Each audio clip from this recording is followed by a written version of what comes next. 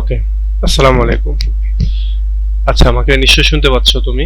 তো আজকে তোমাদের তো সেকেন্ড ইয়ারের বেশ 2 মাসের মতো মনে হয় হলো পরীক্ষা শেষ হয়েছে ফার্স্ট ইয়ারের আর কি। তারপরে সেকেন্ড ইয়ার শুরু হয়েছে। এর ভেতরে আবার থার্ড ইয়ারের পরীক্ষা শুরু হয়েছে, একটা একটা মনে হয় হয়েছে তোমাদের। আচ্ছা, এই জয়েন করেছে মনে হয়।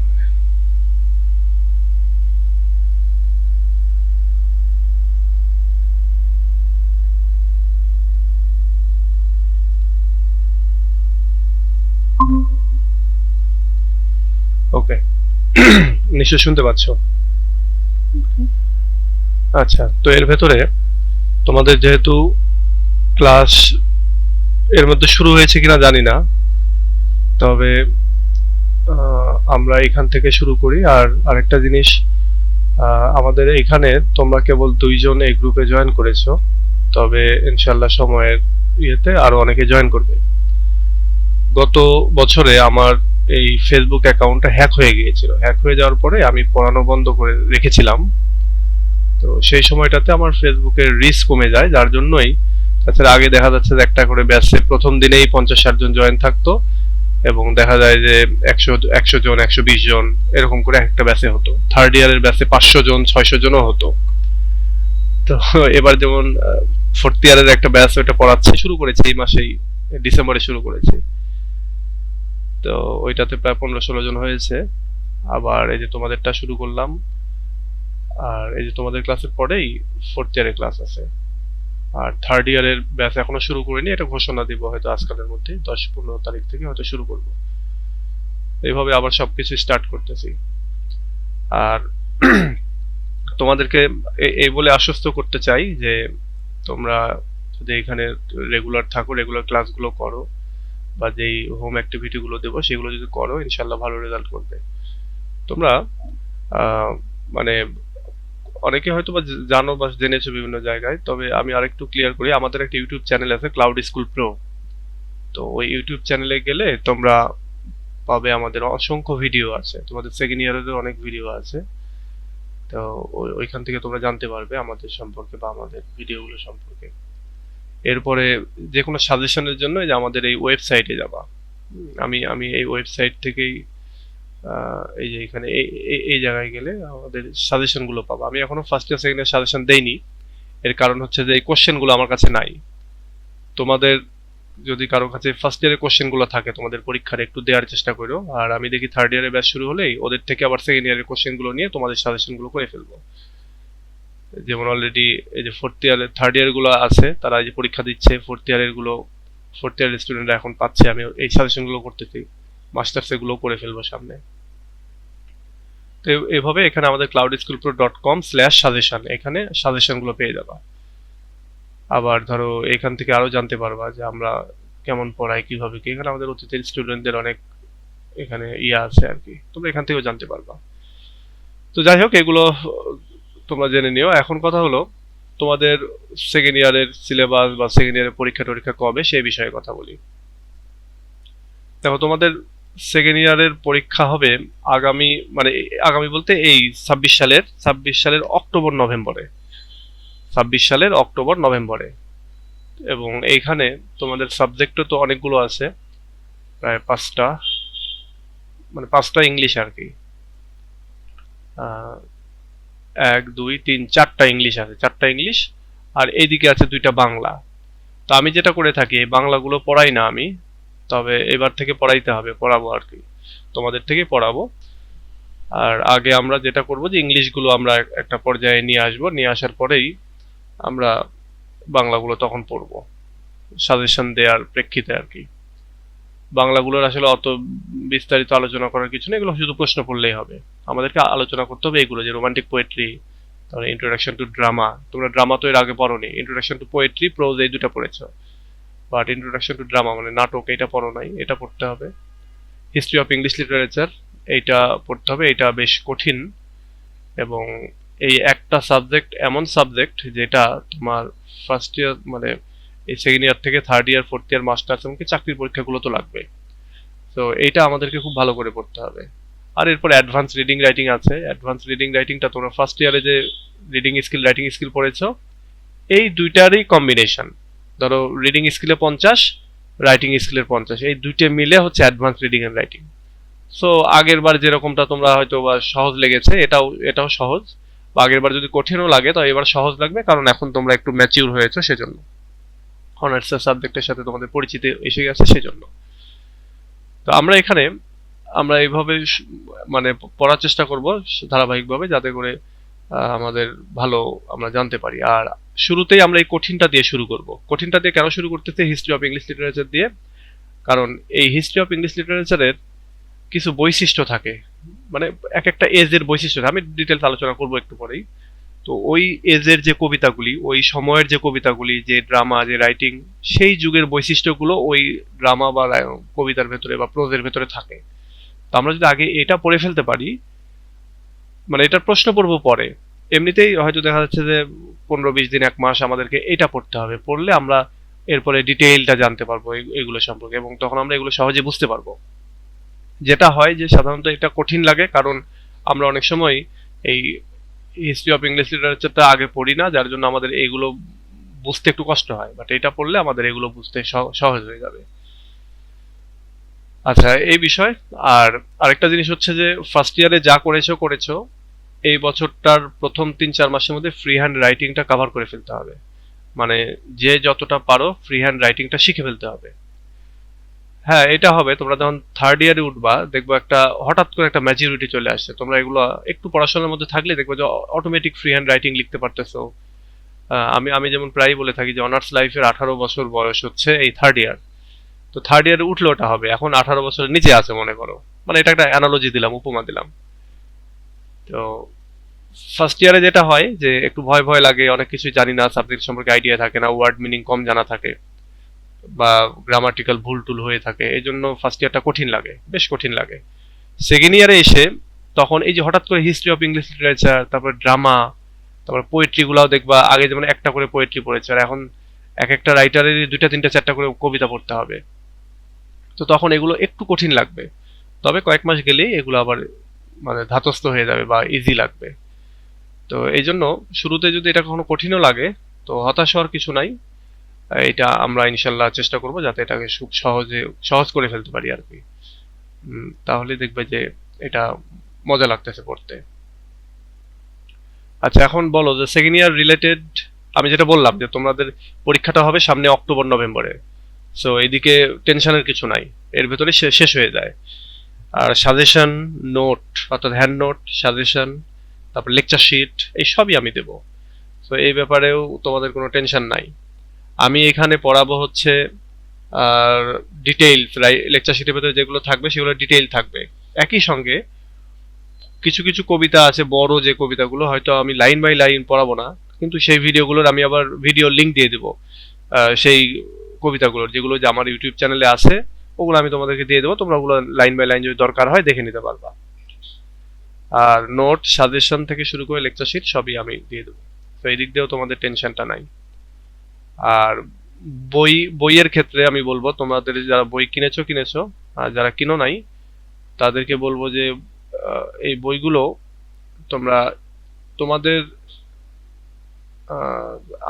আমি প্রেফার করি সবসময় যে ফ্রেন্ডস বুক কর্নারের যে বইগুলো সেগুলো। তবে এরপরে আরো আধুনিক বা আরো ভালো হয়তো বা বই আসছে, সেগুলো তোমরা যেমন সেট প্রকাশনের যে বইগুলো, এগুলো তোমরা পড়তে পারো, এগুলো পড়লেও ভালো হবে। লেকচারের সিরিজ আছে, ওদেরও বই আছে, সেগুলো পড়তে পারো। এছাড়াও আরো অনেক ধরনের বই আছে, তবে যে কোনো একটা পড়বা, আর বেশি টেনশন করা যাবে না, বেশি ছুটোছুটি করা যাবে না। একবারে সিরিয়ালে ডে বাই ডে প্রতিদিন যদি 3-4 ঘন্টা না, 3 ঘন্টা করে এভারেজ, একদিনে 7 ঘন্টা পড়লা আর 3 দিন নাই, এরকম করলে কিন্তু ইংলিশে ভালো রেজাল্ট করা মুশকিল। ইংলিশে যদি তুমি 2 ঘন্টা করেও প্রতিদিন পড়ো তাহলে দেখবে এটা কাজে লাগছে, আর যদি মনে করো যে না হচ্ছে না, তাহলে এটা মুশকিল। আরেকটা জিনিস, ফার্স্ট ইয়ারে থাকতেও দেখবা এটা অনেক এক্সপেরিয়েন্স করেছো, সেকেন্ড ইয়ারে গেলেও এটা এরকম হবে যে অনেকেই খুব ব্যতিব্যস্ত হয়ে যায় স্পোকেন ইংলিশ, তারপরে রিডিং রাইটিং এটা সেটা নিয়ে। তো অত টেনশন করার কিছু নাই, দেখবো থার্ড ইয়ারে উঠলে অনেক কিছু এমনি এমনি হয়ে যাচ্ছে। তো ফার্স্ট ইয়ার সেকেন্ড ইয়ারে সবসময় লক্ষ্য হওয়া উচিত যত বেশি ওয়ার্ড মিনিং মুখস্থ রাখা যায় মুখস্থ করা যায় এটা। সেকেন্ড ইয়ারের ভেতরে গ্রামারের এররগুলো ঠিক করে ফেলতে হবে যাতে গ্রামারের এররগুলো না হয়। আর যা পড়বা, যতটুকু পড়বা নিজের মতো করে লেখার চেষ্টা করবা। অর্থাৎ বইতে আছে, বইতে একটা জিনিস পড়লা, এবার তুমি তোমার নিজের ইংলিশ দিয়ে ওইটা লিখবা। হোক যদি গ্রামারের ভুল হয় হলো, যদি ওয়ার্ড মিনিং যেটা তোমার ইংলিশ মাথায় আসতেছে না ওটা বাংলাটাই লিখে যাবা, পরবর্তীতে ডিকশনারি দেখে তুমি ওইটা ইংলিশটা খুঁজে নিবা অথবা কাউকে জিজ্ঞাসা করবা। এভাবে প্রতিদিন একটু করে লেখার চেষ্টা করবা। ফ্রি হ্যান্ড রাইটিং ডেভেলপমেন্টের জন্য প্রতিদিন একটু করে তোমার মানে তোমার প্রতিদিনের ঘটনাবলী একটা খাতা বা ডায়েরিতে লেখার চেষ্টা করবা, তাহলে দেখো ফ্রি হ্যান্ড রাইটিংটা চলে আসছে। এখন অনেক সময় এরকম হয় যে প্রতিদিনের ডেইলি রুটিন মানুষ লিখে কি, সকালে উঠে ব্রাশ করলাম, সকালে উঠে নাস্তা খেলাম, বই পড়লাম, স্কুলে মানে কলেজে গেলাম, এগুলো না। প্রতিদিনের গুরুত্বপূর্ণ ঘটনাবলী কেমন হয়, যেমন ধরো গতকালকে আমাদের বিভিন্ন শহরগুলোতে আতশবাজি পোড়ানো হলো, খালেদা জিয়া মারা গেল, এগুলো নিয়ে একটা ছোট ছোট হয়তো লেখা লিখলা, ইংলিশে লিখলা। আবার ধরো তোমার বাড়িতে গেস্ট আসছে, গেস্টদের সাথে তোমার কি কথাবার্তা হলো, কেমন আলোচনা হলো, এগুলো একটু লিখলা। শপিং এ গেলা, শপিং এ গিয়ে কি কি করলা, এগুলো লিখলা। মানে ওই যে আমরা যে ডেইলি রুটিন লিখি, যে সকালে উঠে ব্রাশ করি, নামাজ পড়ি, এ করি, ওইগুলোর দরকার নাই। তাহলে দেখবা যে আর প্রতিদিন ওই তোমার রাইটিং এর ভিতরে নতুন নতুন কিছু ওয়ার্ড ঢুকানোর চেষ্টা করবা, দুটা তিনটা চারটা করে এরকম। আরেকটা জিনিস হচ্ছে যে ওয়ার্ড মিনিং বেশি বেশি মুখস্থ করতে হবে। অনেক সময় এরকম হয় যে আচ্ছা আমি তো আহ, মুখস্থ করি কিন্তু আমার তো মনে থাকে না। তো ব্যাপারটা এরকম যে তুমি 10টা করে যদি মুখস্থ করো প্রতিদিন, দেখবা তোমার প্রথম দিকে একটা দুইটা মনে থাকতেছে, কিন্তু 1-1.5 মাস 2 মাস যাওয়ার পরে দেখবা এটা 4টা 5টা করে মনে থাকতেছে। একটা সময় গিয়ে পরে দেখবা যে 10টা পড়লে 8টা মনে থাকতেছে। তো শুরুতে এরকমটা হয় যে মনে থাকতে চায় না, বাট রেগুলারলি যদি এটা পড়তে থাকো আর একটা জায়গায় যদি লিখতে থাকো, তাহলে দেখবা যে এটা মনে থাকবে। স্পোকেন ইংলিশে মাঝে মাঝে, স্পোকেন ইংলিশের তুমি তোমার নিজের সাথে মনে মনে কথা বলবা, 1 নাম্বার। 2 নাম্বার হচ্ছে তোমার ছোট ভাই বোন আছে না বাড়িতে, তাদের সাথে কথা বলবা, যারা বুঝবে না, শরম দিবে না, কিছু ভুল ধরবে না, কিছু করবে না, কিন্তু তাদের সাথে তুমি কথা বলে চলবা। তোমার বাড়িতে তোমার মা আছে, তোমার বাবা আছে, তাদের সাথে কথা বলবা। এগুলো তোমার স্পোকেন ইংলিশে ডেভেলপ করবে। বন্ধু বান্ধবের সাথে গেলেও যাতে একজন দুইজন, এদের সাথে অনেক গ্রুপ করে 10-15 জন স্পোকেন ইংলিশ এটা সেটা এগুলো হয় না আসলে, এগুলো কার্যকর হয় না, তো এগুলোর দিকে যাবা না। আর আরেকটা জিনিস, একটা সার্কেল মেনটেন করতে হবে। সার্কেলটা এরকম সার্কেল, হয়তো তোমরা কয়েকজন মেয়েরা মিলে সার্কেল করলা তোমার কলেজের, অথবা দু একটা হচ্ছে আরো ফ্রেন্ডরা থাকলো, কিন্তু সার্কেলগুলো হবে খুবই ছোট, 3 জন 4 জন 5 জন এরকম, মানে স্টাডির জন্য সার্কেল। বন্ধু বান্ধব তো সবাই, সবার সাথে কথাবার্তা সবই তো হবে, কিন্তু এরকমটা কখনো যেন না হয় যে একবারে 15-20 জনের দল। হ্যাঁ, দেখা যাচ্ছে যে কোনো একটা জায়গায় স্পোকেন ইংলিশ বা যাই হোক প্র্যাকটিস করতেছে, ওটা করতে করার যেতে চা খাওয়া বা সিঙ্গারা খাওয়া বেশি হয়ে যাচ্ছে, তাহলে কিন্তু কাজে দেবে না। তো সবসময় এরকম একটা স্টাডির গ্রুপ মেনটেন করবা, যেখান থেকে তুমি তোমার কলেজের বিভিন্ন নিউজ পাওয়া বা নোটপাতি সংগ্রহ করে এগুলো করতে পারবা। তো এগুলো অলরেডি তোমরা হয়তো বা করতেছো ফার্স্ট ইয়ারে, আমি তারপরে একটু স্মরণ করিয়ে দিলাম, যদি করে না থাকো তাহলে এগুলো একটু এঙ্গেজ হবা। আর ফার্স্ট ইয়ারেই, এই সেকেন্ড ইয়ারেই ওই যে ডিবেট কম্পিটিশন এটা সেটা হয় ডিপার্টমেন্টে, এগুলোতে আপাতত যাওয়ার দরকার নেই। থার্ড ইয়ারেরও ফার্স্ট হাফ পর্যন্ত এগুলো যাওয়ার দরকার নেই, তারপরে ওইসব এক্সট্রা কারিকুলার অ্যাক্টিভিটিতে যাবা। শুরুতেই গেলে যেটা হয় কি, যে রেজাল্টটা খারাপ হয়ে যায়। আর এই ফার্স্ট ইয়ার সেকেন্ড ইয়ারের যে রেজাল্টটা একটা মিনিমাম লেভেলে না রাখা যায়, পরবর্তীতে খুব কঠিন। কারণ থার্ড ইয়ারে গেলে তোমার সাবজেক্ট সংখ্যা হবে প্রায় 8টা। এই যে ফার্স্ট ইয়ারে 1টা 2টা 3টা 4টা 5টা 6টা বা 7টা, এই যে। আর সেকেন্ড ইয়ারে এসে এখানে দেখো, আমি ইংলিশের কথাটা বলি, এখানে 4টা, এখানে এসে 1 2 3 4, এখানেও 4টা হচ্ছে, কিন্তু এখানে কঠিন।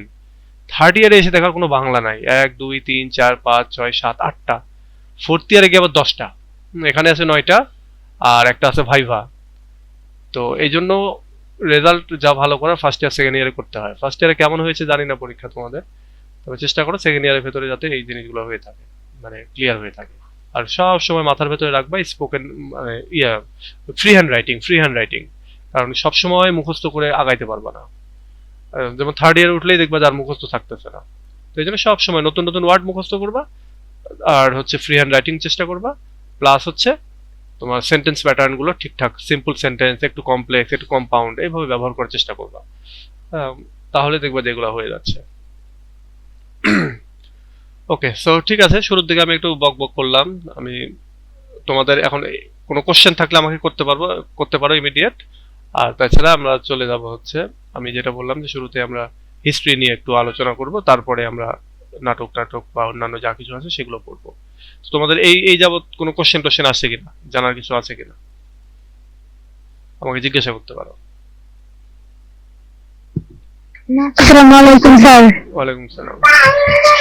স্যার, আমার কথা হচ্ছে ফার্স্ট ইয়ারে হচ্ছে রেজাল্ট মানে ভালো হয় নাই, খারাপ হয়েছে। প্রসে হচ্ছে মানে ক্রস চলে আসছে।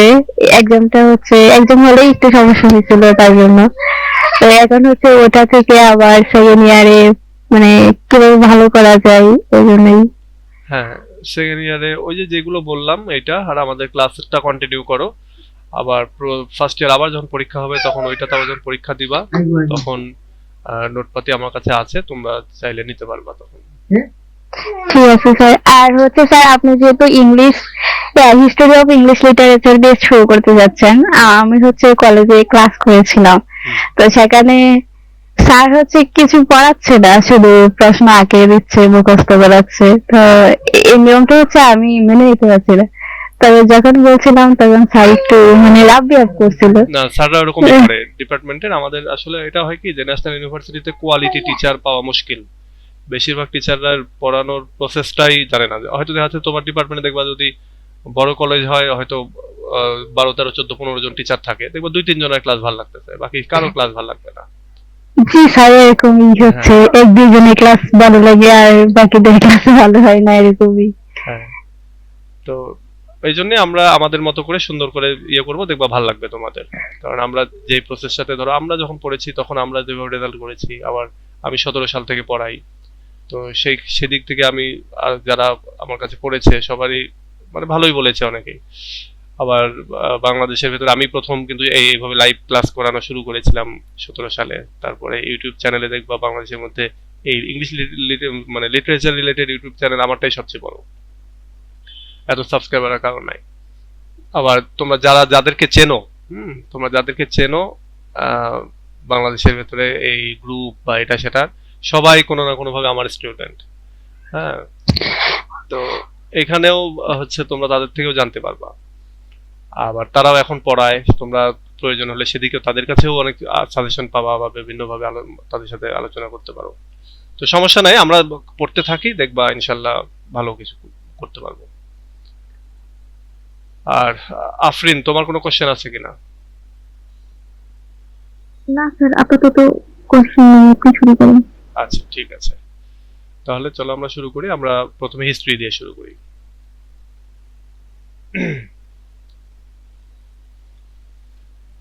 আচ্ছা, একটু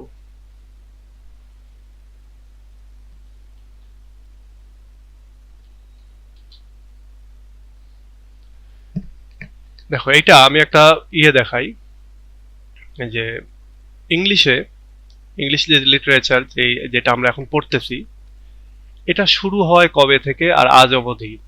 এই মাঝখানে ধরো এটা শুরু হয়েছে 450 সাল। 450 সাল থেকে শুরু করে এই এখন যেই সালটা চলতেছে ধরো 2025, এই 2025 পর্যন্ত এই পুরো সময়টাকে কিছু অংশে ভাগ করা হয়েছে। কিছু আমরা যেটাকে বলি হচ্ছে যুগ। হ্যাঁ, যে এই যুগকে বলা হচ্ছে লিটারেরি এজ, লিটারেরি পিরিয়ডস, এগুলো বলা হয়ে থাকে। তো লিটারেরি এজ বা লিটারেরি পিরিয়ড অর্থাৎ সাহিত্যের যুগ, এই মোটামুটি 9টা 10টা মানে ভাগে ভাগ করা হয়েছে। এগুলোর আবার আরো কিছু ভাগ আছে। তো এই ভাগগুলো আমাদেরকে জানতে হবে এবং প্রত্যেকটা ভাগের কোন রাইটার কোন এজে এসেছে, তাদের রাইটিং এর বৈশিষ্ট্য কি, ওই এজের বৈশিষ্ট্য কি, ওই যুগের মানুষ কেমন ছিল, সাহিত্যের ভেতরে তারা কিভাবে আসলো, সেগুলো আমাদেরকে জানতে হবে। এবং সেগুলোই আমরা আজকে জানবো। আজকে আমি বেসিক একটা আইডিয়া দেবো এবং সামনের দিন থেকে ক্লাসে আমরা ডিটেইলে আরো পড়তে থাকবো। তো দেখো এখানে যে এই যে 450 এর আগে কি সাহিত্য হয়নি? এর আগেও সাহিত্য হয়েছে। সেগুলোকে বলা হয় হচ্ছে তোমার ক্লাসিক্যাল এজ। ক্লাসিক্যাল এজ তোমরা ওই যে কাহিনী শুনেছো না, আহ, হেলেন, তারপরে আহ, তোমরা ওই যে তোমাদের মনে হয় একটা কবিতা আছে ইউলিসিস, এগুলো শুনেছো।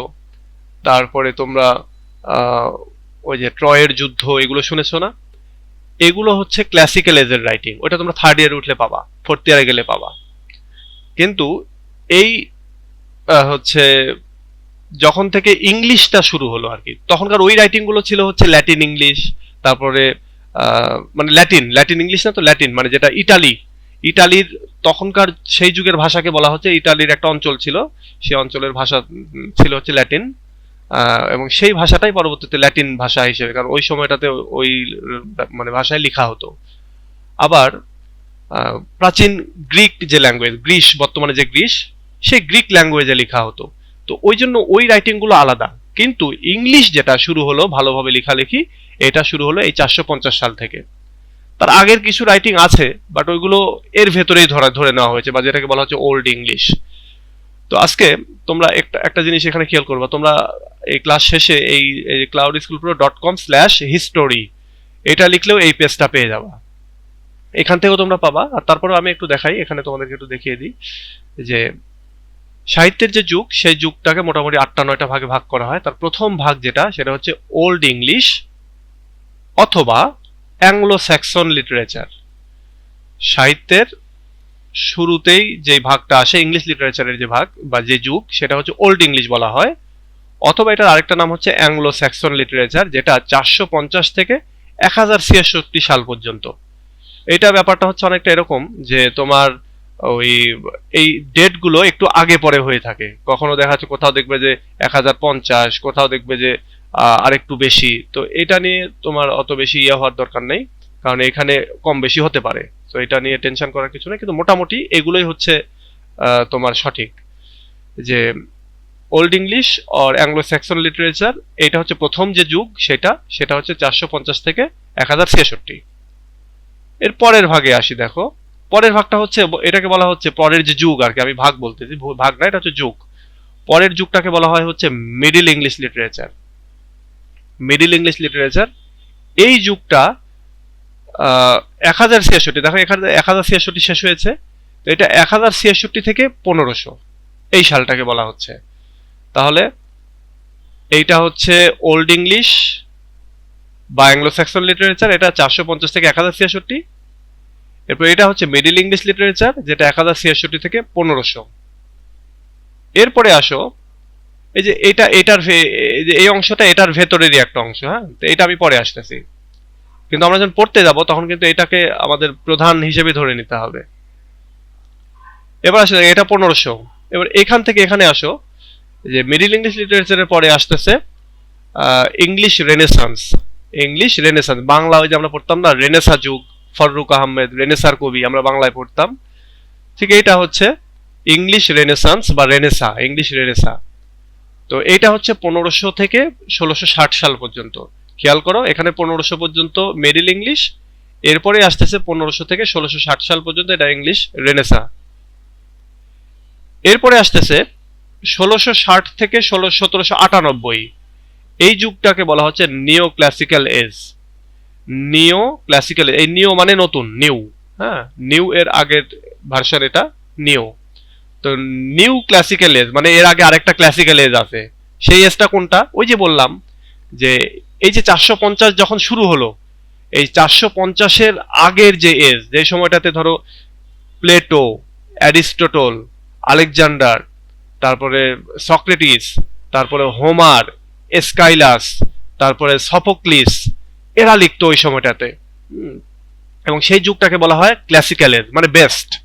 ক্লাসিকের আরেকটা অর্থ হচ্ছে বেস্ট, যেটার ওপরে আর কিছু নাই কোয়ালিটির দিক থেকে। তো ওই এজটা যেহেতু ক্লাসিক্যাল এজ, ওই এজের অনেক ভাবধারা এই সময়টাতেও চলে আসে।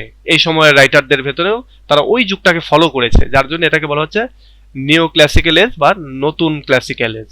ওই যুগটাকে বলা হচ্ছে পুরাতন বা ওল্ড, একবারে আগেকার প্রধান ক্লাসিক্যাল এজ, আর এটা হচ্ছে নতুন ক্লাসিক্যাল এজ। তাহলে এটা হচ্ছে 1660 থেকে 1798 সাল পর্যন্ত। এখন 1798 থেকে, দেখো এখানে খেয়াল করো, 1798 থেকে 1837 সাল পর্যন্ত এটা হচ্ছে রোমান্টিক এজ, রোমান্টিসিজম যেটাকে বলা হচ্ছে, বা রোমান্টিক এজ বলা হয়, বা রোমান্টিক পিরিয়ড বলা হয়, একই জিনিস। একটু খেয়াল করো, এই ডেটগুলো একটু মাথায় রাখার চেষ্টা করতে হবে। এগুলো প্রয়োজনে তোমরা একটু খাতায় টুকে নিবা, খাতায় টুকে নিবা। আর আমি তোমাদেরকে একটা মানে লেকচার শিট তো দিবই, এটা তো আমাদের ওয়েবসাইটে আছে, এখানে পাবা। আর এছাড়াও আমি একটু পরে দেখাবো তোমাদেরকে, আমি একটা বই আকারে তৈরি করতেছি, ওইটা তোমাদেরকে দিব। তো এটা হচ্ছে রোমান্টিসিজম বা রোমান্টিক এজ, এটা 1798 থেকে 1837। এবার 1837 থেকে 1901 সাল পর্যন্ত এটা ভিক্টোরিয়ান এজ মানে এই সময়টাতে ইংল্যান্ডে রানী ভিক্টোরিয়া তিনি শাসন করতেন এবং তার নামেই এই এজটার নামকরণ করা হয় এবং এটাকে বলা হচ্ছে যে ভিক্টোরিয়ান লিটারেচার বা ভিক্টোরিয়ান এজ। এটা 1837 থেকে 1901 সাল পর্যন্ত। এরপরে আসতেছে 1901 সাল থেকে 2000 সাল, অর্থাৎ আমরা যে আসছে 25 বছর আগে আর কি, 1901 সাল থেকে 2000 সাল পর্যন্ত এটাকে বলা হচ্ছে 20th সেঞ্চুরি এজ।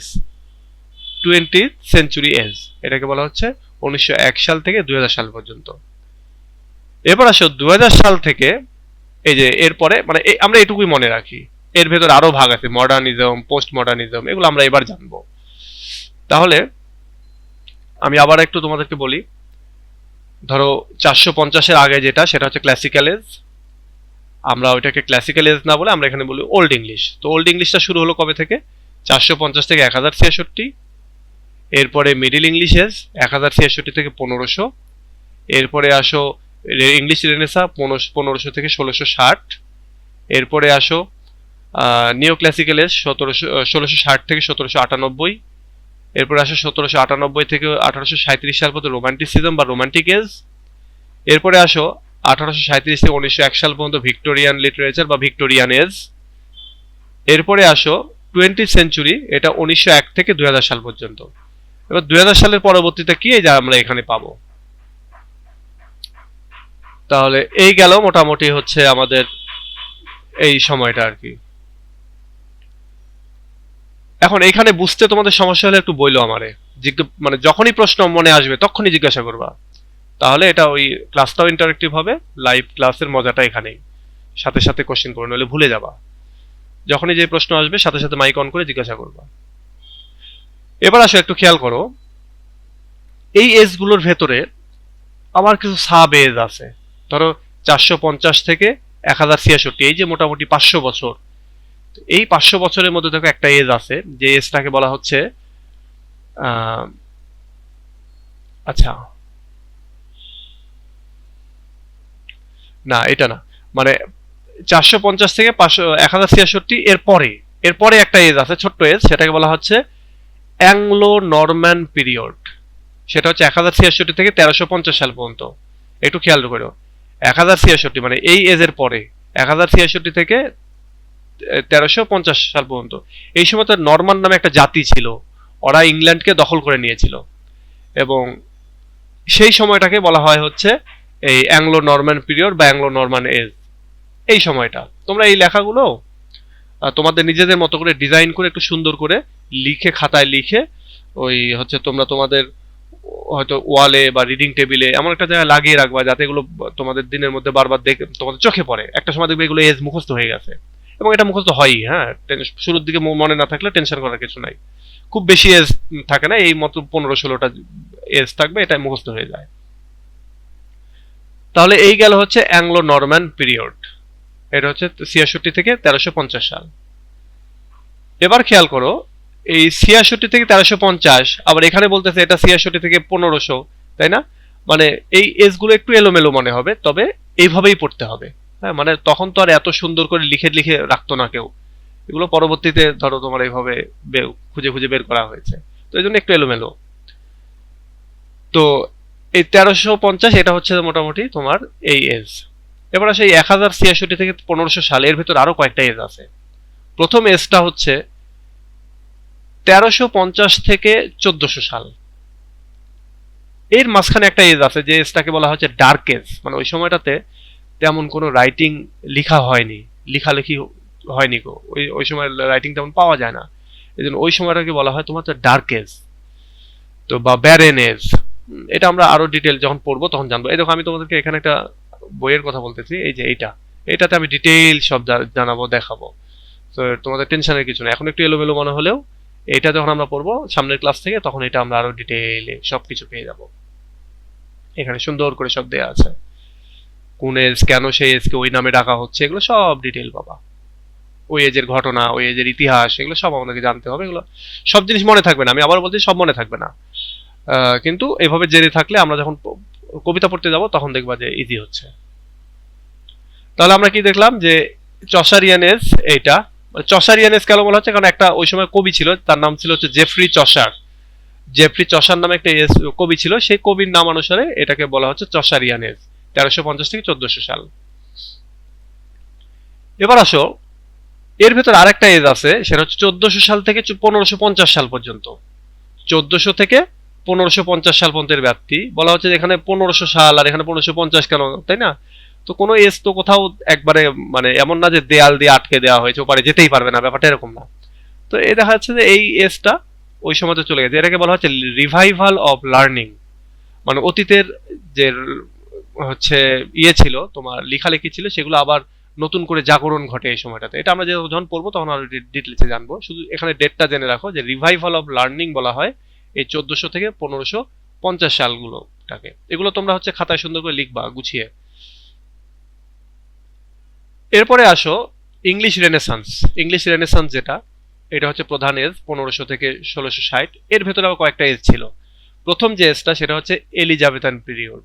এলিজাবেথান বলতে তোমরা জানো যে এই যে ইংল্যান্ডের রানী দ্বিতীয় এলিজাবেথ, এটা যে গত 2 বছর আগে মনে হয় মারা গেলেন উনি, কিন্তু তার আগে একটা এলিজাবেথ ছিলেন, এবং সেই এলিজাবেথ হচ্ছে এইটা, রানী এলিজাবেথ। তিনি 1558 সাল থেকে 1603 সাল পর্যন্ত ইংল্যান্ড শাসন করেছে, এবং তার নাম অনুসারেই এই এজটার নাম করা হয়েছে এলিজাবেথান পিরিয়ড। তাহলে এই রেনেসা এজের ভেতরে এলিজাবেথান পিরিয়ড।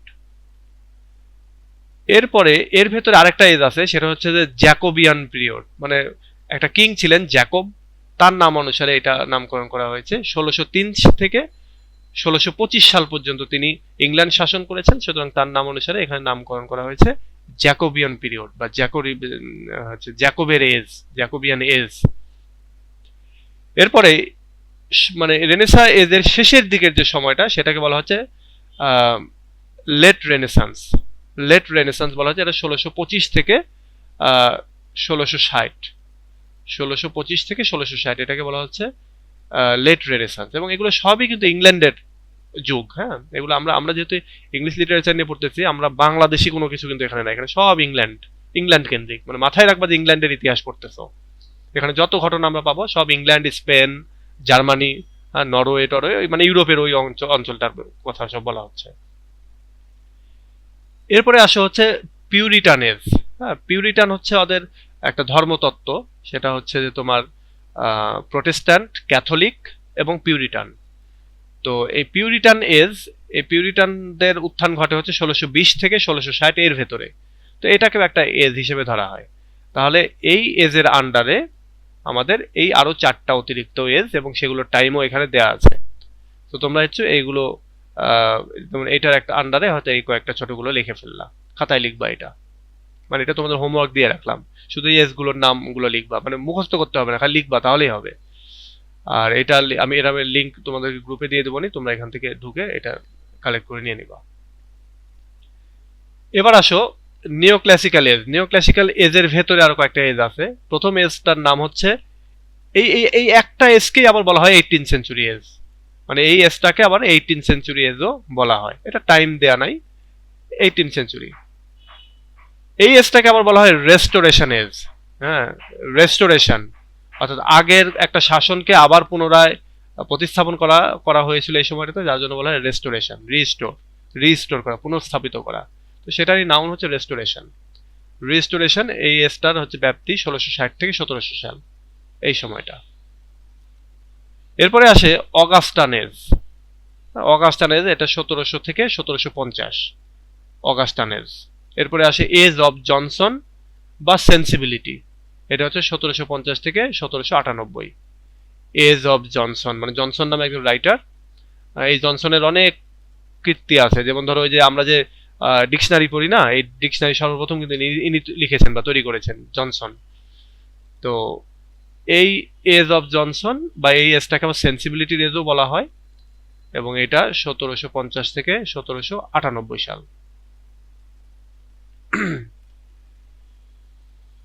এবার আসো রোমান্টিক এজ। রোমান্টিক এজের ভেতরে শুধু রোমান্টিক, তোমরা রোমান্টিক পোয়েট্রি পড়ো না, তোমাদের যে মানে সাবজেক্ট আছে রোমান্টিক পোয়েট্রি, এটা হচ্ছে এই যুগের লেখা। এবং এই যুগের রাইটার কারা ছিলেন? এই যে William Blake, William Wordsworth, S T. Coleridge, Lord Byron, Percy Bysshe Shelley, John Keats, আরো অনেকে ছিল। যেমন এই রাইটারগুলোর রাইটিংই তোমাদেরকে রোমান্টিক পোয়েট্রির ভিতরে পড়তে হবে। তো এই এই হচ্ছে এজের ব্যাপ্তি এবং এই এজের বৈশিষ্ট্য হচ্ছে এইগুলো। এগুলো আমি নিয়ে সামনের ক্লাসে আলোচনা করব, তাহলে দেখবা যে আরো ডিটেইলে জানতে পারতেছো। এরপরে আসো ভিক্টোরিয়ান এজ।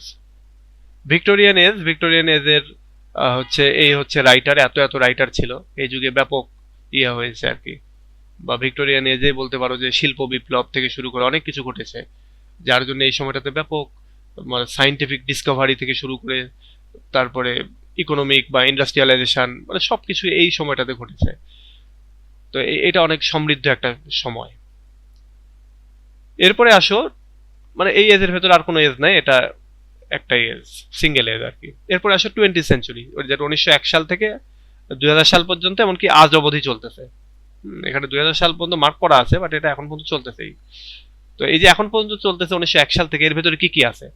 প্রথমটাই হচ্ছে মডার্ন এজ বা মডার্নিজম, বা মডার্ন এজ, যেটা হচ্ছে 1901 সাল থেকে 1939 সাল পর্যন্ত। অর্থাৎ 1901 সাল যখন ওই যে 1900 সাল বা 1901 সালে যখন উড়োজাহাজ আবিষ্কার হইলো, তখন থেকে শুরু করে দ্বিতীয় বিশ্বযুদ্ধ শুরু, 1939 সালে দ্বিতীয় বিশ্বযুদ্ধ শুরু হয়, সেই সময়টার ভেতরে যেই যুগটা সেটাকে বলা হচ্ছে মডার্ন এজ বা মডার্নিজম। এরপরে পোস্ট মডার্নিজম বলতে মডার্ন এজের পরের অবস্থা। মডার্ন এজের পরের যে যুগ সেটাকে বলা হচ্ছে পোস্ট মডার্নিজম। সেটা হচ্ছে 1940 সাল, অর্থাৎ এই প্রথম দ্বিতীয় বিশ্বযুদ্ধের শুরু থেকে শুরু করে 2000 সাল পর্যন্ত। এটা হচ্ছে পোস্ট মডার্নিজম, বা এই পোস্ট মডার্নিজমটা এখনো চলতেছে। এখানে 2000 রাফলি দেয়া আছে, বাট 2000টা হচ্ছে শেষ না, মানে এটা এখনো চলতেছে। তো এখনকার এগুলো হয়তো আরো 50-100 বছর পরে গিয়ে এগুলো আসবে। তো এখন আপাতত আমাদের সিলেবাসে এটুকুই আর কি। আচ্ছা, তো এই হচ্ছে আমাদের এই টোটাল আলোচনাটা। আমি আরো কিছু জিনিস দেখিয়ে দিই, তোমরাও এইটাকে দেখতে বুঝতে পারবা।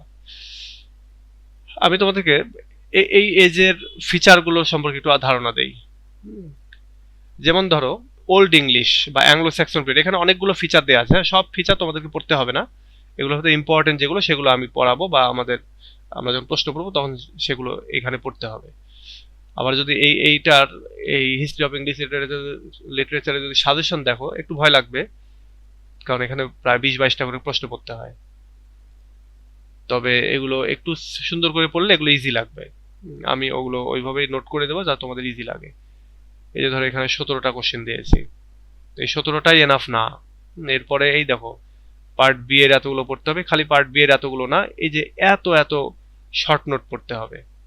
তো হিস্ট্রি অফ ইংলিশ লিটারেচার বলতে পারো যে এই সেকেন্ড ইয়ারে তোমরা যদি ধরো, আমি একটা দেই যে সেকেন্ড ইয়ারে যে তুমি সাপোজ পুরো বছরে তুমি 100 ঘন্টা পড়লা, তারপরে 40 থেকে 50 ঘন্টাই পড়তে হবে হচ্ছে এই history of English literature.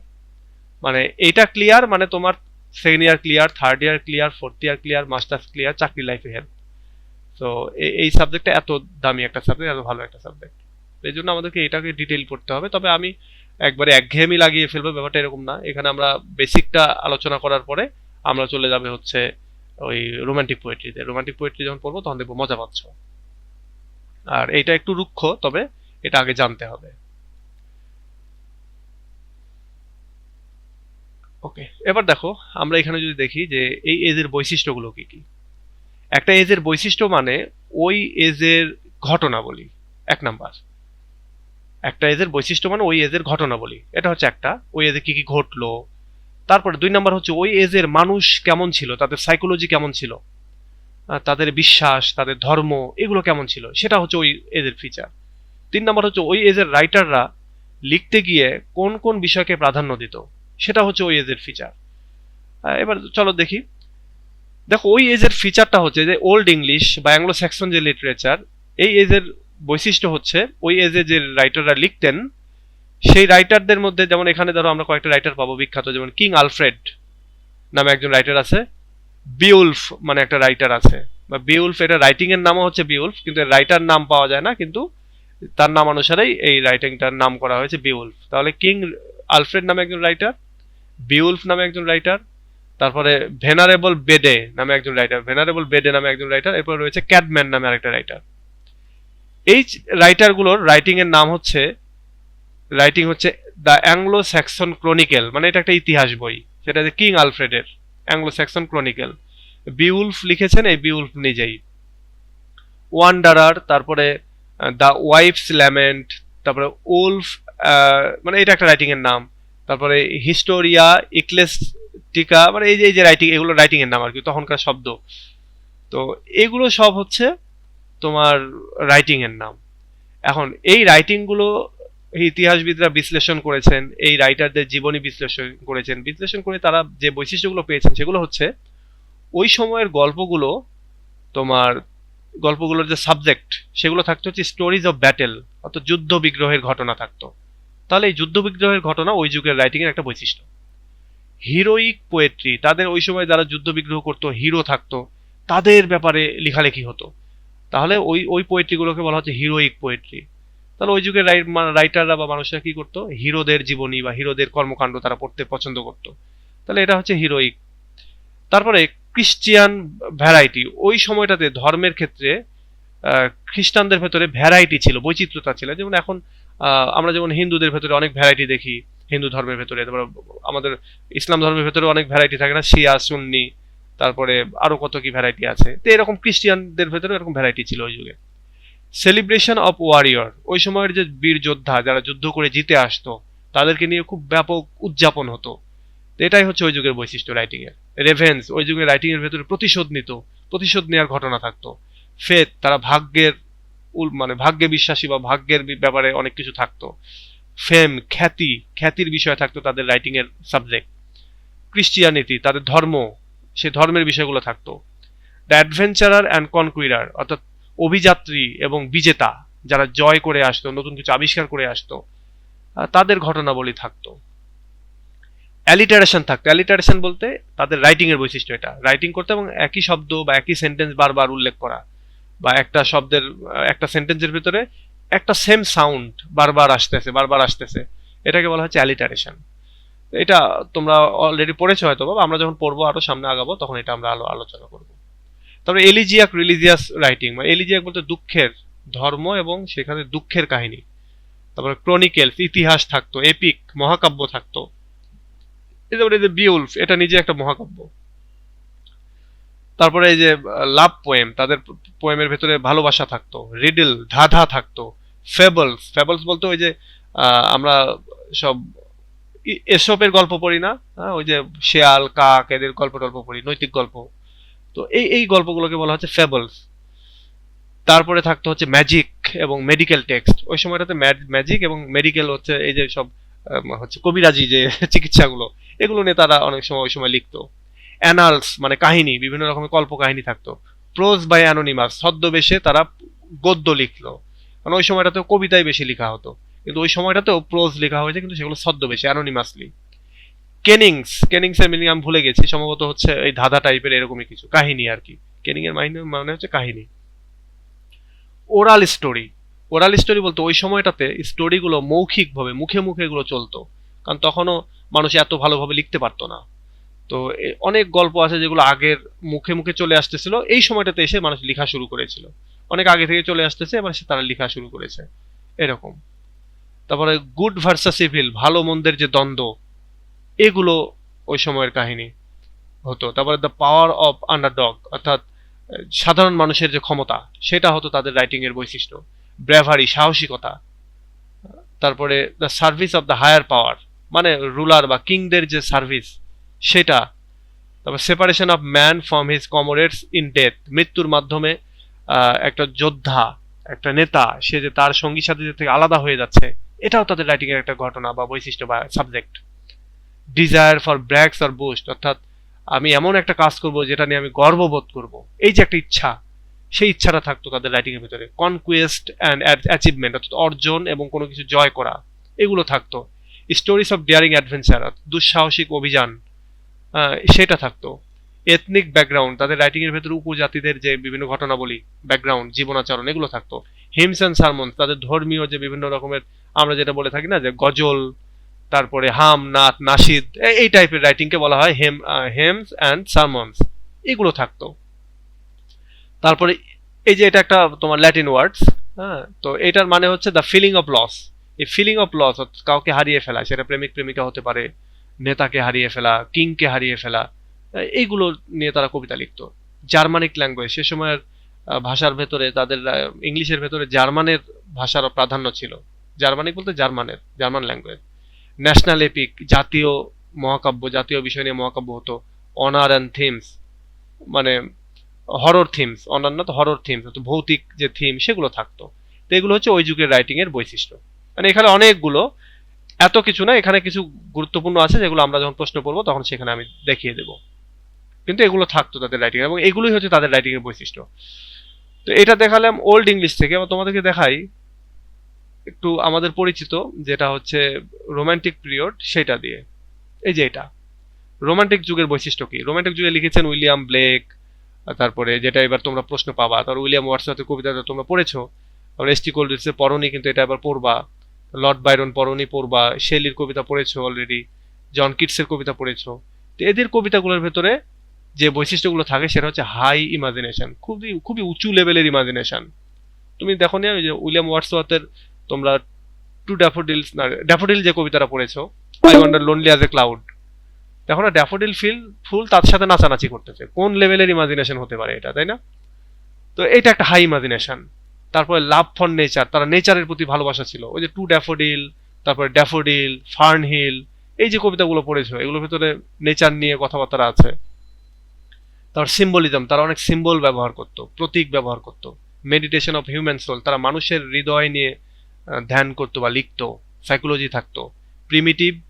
প্রিমিটিভিজম or স্পন্টিনিটি, অর্থাৎ আদি ও অকৃত্রিমতা বা স্বতঃস্ফূর্তভাবে কোনো কিছু, কোনো ফিলিংস বের হয়ে আসা, এরকম থাকতো তাদের রাইটিং এ। আমরা যখন এটা পড়বো, রোমান্টিক পোয়েট্রি যখন পড়বো, তখন আরো ডিটেলসে জানবো।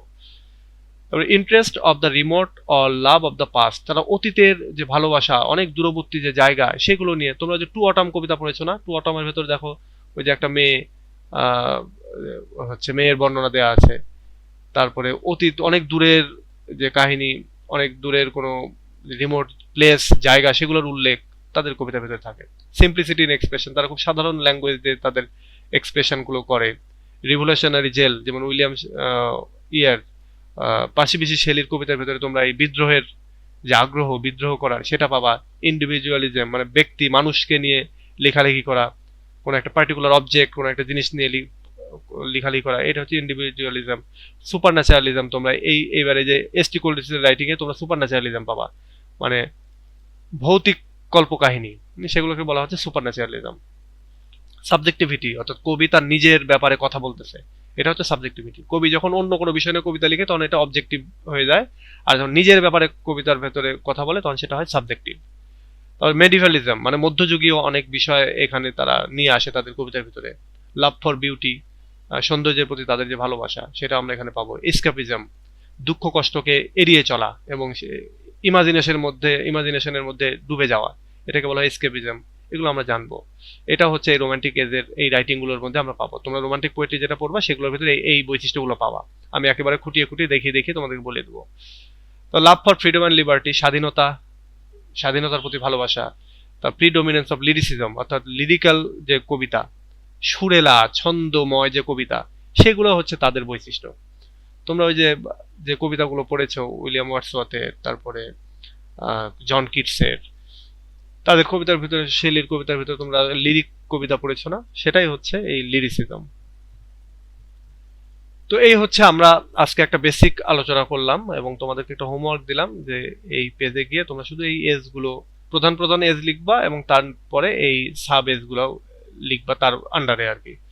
এভাবে একটু সুন্দর করে, যাতে করে তোমরা, এটা হচ্ছে তোমাদের ওই যে বললাম যে রিডিং টেবিলে বা টেবিলের পাশে ওয়ালে যাতে একটু আঠা দিয়ে বা টেপ দিয়ে লাগিয়ে রাখতে পারো, এরকম করে লিখবা যাতে, এবং ওখানে রাখলে তোমাদের এগুলো সব মুখস্থ হয়ে যাবে মনে মনে, মানে একবার দুবার করে যখন দেখবে তখন।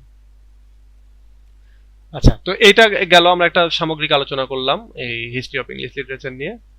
আগামী ক্লাসটা হবে হচ্ছে কালকের পরের দিন। তো আমরা সপ্তাহে 3 দিন করে পড়বো, এই রবি মঙ্গল বৃহস্পতি। কালকে পরের দিন না, কালকে পরের দিন তো শনিবার, রবিবার আমার ক্লাস হবে। তো রবিবার থেকে আমরা এই যে এই লেকচার শিটটা ফলো করবো। এটা একটা বই, আমি বইটা মানে লেখা শুরু করেছি অনেক আগে, এখনো শেষ করতে পারিনি। এখান থেকে আমরা ডিটেল আলোচনা করবো যে অ্যাংলো স্যাক্সন বা ওল্ড ইংলিশটা কি, তার যুগ বা টাইম এগুলো কবে কি এটা, আর তার হিস্টোরিক্যাল ব্যাকগ্রাউন্ড কি, এই যুগের ভাষা কেমন ছিল, তারপরে এই যুগের বৈশিষ্ট্যগুলো কি কি, এই যুগের হচ্ছে লিটারেচারের বৈশিষ্ট্য কি কি, তারপরে এই যুগের ফেমাস ওয়ার্কগুলো নাম, ফেমাস রাইটিংগুলোর নাম কি, ফেমাস রাইটার কারা, হ্যাঁ, এই যুগের রাইটিং এর থিম কি, হ্যাঁ, এই যুগের রাইটিং এর মানে এই যুগের গুরুত্ব কতখানি, এইটা আমরা করবো। একদিনে একটা করে পেজ আমরা পড়ে পড়ে শেষ করবো, এবং আমাদের আমরা আমরা প্রায় 9টা-10টা ক্লাস হবে এই শুধুমাত্র হিস্ট্রির উপরে। তারপরে আমরা রোমান্টিক পোয়েট্রিতে চলে যাব, মানে হিস্ট্রির প্রশ্নগুলো আমরা পড়বো আরো পরে, সাজেশন দিব তারপরে। আর তোমাদের যদি তোমাদের কাছে ফার্স্ট ইয়ারের কোশ্চেন গুলো থাকে, আমাকে একটু হোয়াটসঅ্যাপে একটু ছবি তুলে তুলে পাঠিয়ে দিও, একটা সুন্দর ছবি তুলো, যাতে করে আমি ওগুলো দিয়ে ফার্স্ট ইয়ারেরদেরকে একটা সাজেশন দিতে পারি, বা তোমাদের যদি কারো ইমপ্রুভ থাকে তাহলে যাতে করে তোমরা আবার ওইটার পরীক্ষা দিতে পারো। আচ্ছা, তো ঠিক আছে, আজকে এ পর্যন্তই। এখন বলো, তোমাদের কারো কিছু বলার থাকলে বলতে পারো, কোনো কিছু বলার থাকলে। আর নইলে এখনই শেষ করে দেবো, এবং এরপরে আমাদের 4th ইয়ারের ক্লাস শুরু হবে আবার। না স্যার, আজকে কিছু বলার নেই, অনেক ভালো লাগলো স্যার।